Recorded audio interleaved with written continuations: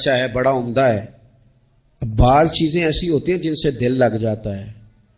کچھ نوجوانوں نے گھروں میں بلی رکھی ہوتی ہے، گھوڑا رکھا ہوتا ہے، جانور رکھے ہوتے ہیں. ان کی پوری توجہ انہماک. ہم دیکھتے تھے دیہاتوں میں کہ بزرگ اگر کہیں چلے جاتے تھے سفر پہ تو وہاں سے بھی پیغام بھیجتے تھے کہ گائے کو چارہ ڈالا کہ نہیں، بھینس کو نکالا کہ نہیں، تم نے باڑے سے دھوپ چھاؤں کا خیال کیا کہ نہیں.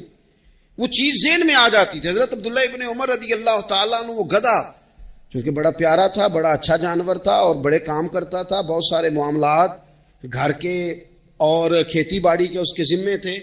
تو گھر والے بھی کہتے کہ اس جانور کی وجہ سے بڑی خیر ہے، بڑے کام ہو جاتے ہیں. آپ کا بھی خیال تھا.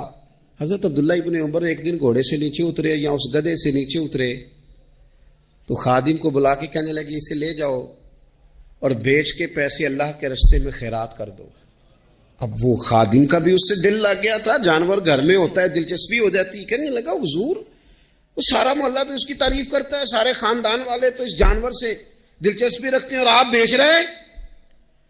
آپ فرمانے لگے جس طرح سب کا دل اس کی طرف ہے نا کہ اچھا جانور ہے، میرا بھی ہو گیا ہے، لیکن میں اپنے دل کو سوائے رب رسول کے کسی اور طرف ہوتا دیکھ نہیں سکتا. اعظم بلا سے اپنی وہ ہستی ہی کیوں نہ ہو، اعظم بلا سے اپنی وہ ہستی ہی کیوں نہ ہو.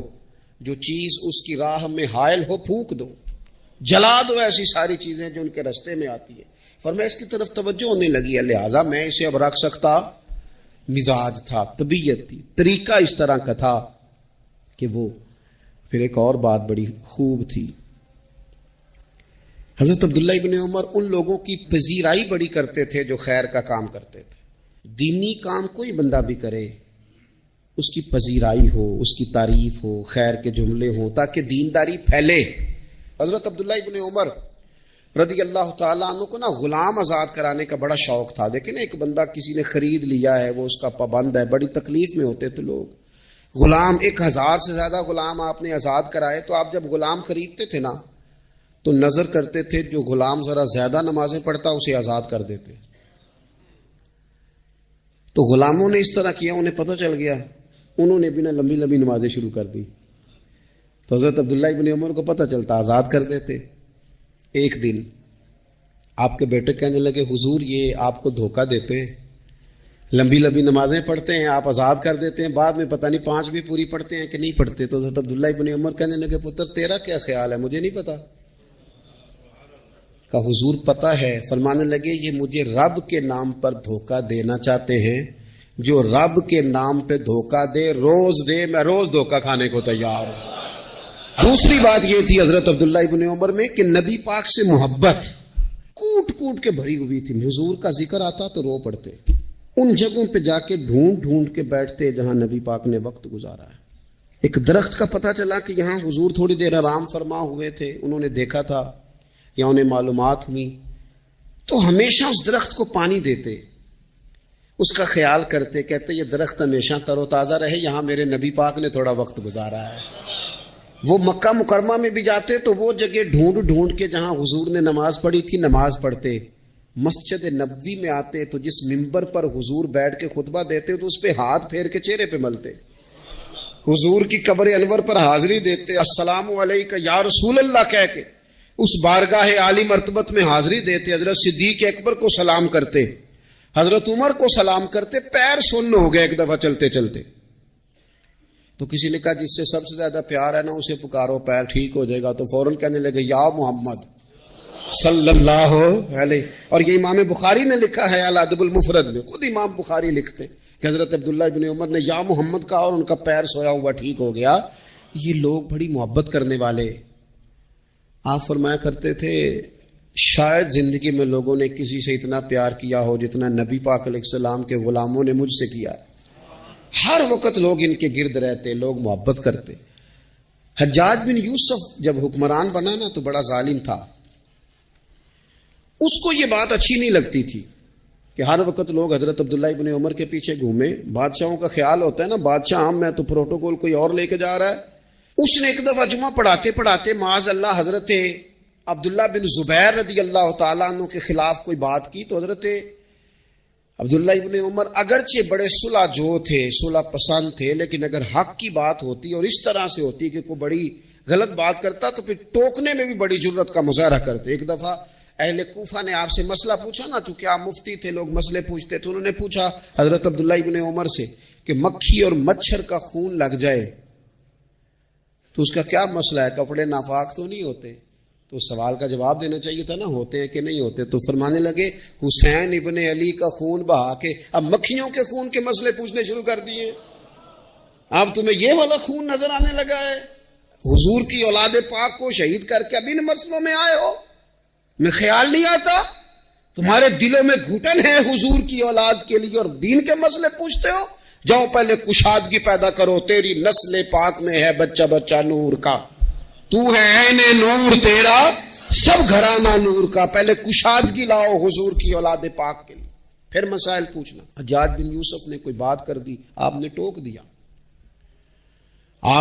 دیا، تو پھر حجاج نے سازش کی۔ اوہو، اللہ والوں کے خلاف جو سازشیں ہوتی ہیں بڑی گہری ہوتی ہیں، بڑی سخت ہوتی ہیں، بڑے جال بنے جاتے ہیں، بڑا حسد کیا جاتا ہے، بڑی تکلیف دی جاتی ہے۔ اللہ قرآن میں کہتے ہیں محبوب یہ لوگ تجھ سے حسد کرتے ہیں، حسد من عند انفسہم، ان کے دلوں میں تیرے لیے حسد ہے، حسد کرتے ہیں لوگ، دور تک نکل جاتے ہیں حاسدین۔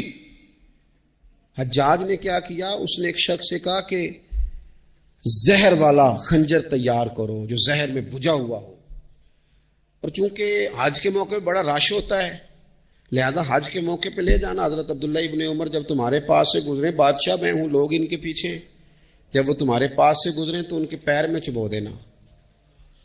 جب لوگوں نے ایسے عالی مرتبت لوگوں کو نہیں بخشا، اتنے بڑے لوگ محفوظ نہیں رہے تو ہما چما کس کھاتے میں؟ آج کس بات کا شکوہ کرنا؟